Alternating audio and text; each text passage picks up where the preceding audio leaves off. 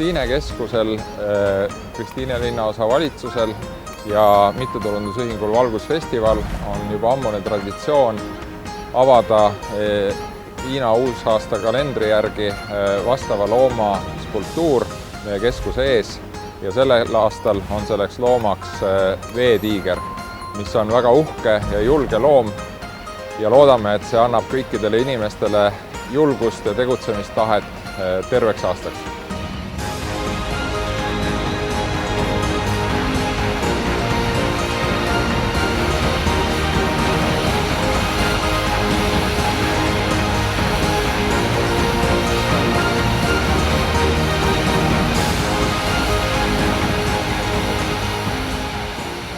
Tallinna loomajal on pikaajaline koostöö juba välja kujunenud ja seekord see raha, mida Kristiine keskus meile annetab, läheb känguru aedikusse külastustee rajamiseks.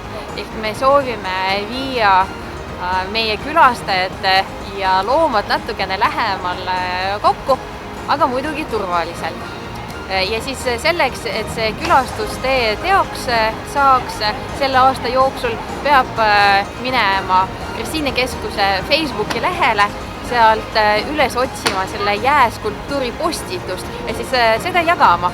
Ja kui saab 2022 postituse jagamist tehtud, siis ka loomaja saab selle rahasumma kokku ja saame tööga alustada.